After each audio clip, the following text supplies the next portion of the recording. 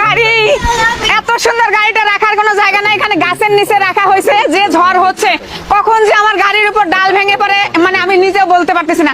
আর উপরে এই যে টিন রাখছো, টিন মনে আছে তোমার?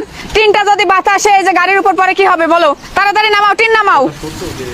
এই আমার গাড়ির লাইট ভাঙছে কিভাবে? আমার এত টাকা দামের শখের গাড়ি তুমি লাইট ভাঙছো কিভাবে? হ্যাঁ, সারাদিনটা এইটাই করবে, দেখে শুনে চালাতে পারো না?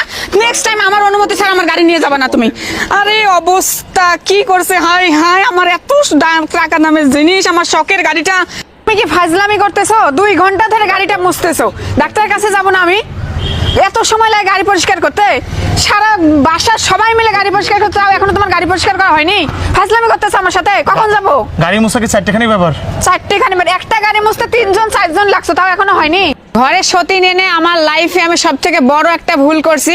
তো আমার সতীন হচ্ছে এই যে এই গাড়িটা, মানে এইটা কেনার পর এইটাকে যত যত্ন করে আমার স্বামী, সেই যত্নটুকু যদি আমার উপরে করতো, মানে নিজেকে আমার ধন্য মনে হতো। এখন মাঝে মাঝে মনে হয় এই গাড়িটা আমি কিনেই ভুল করছি, এটাকে বিক্রি করে দেই।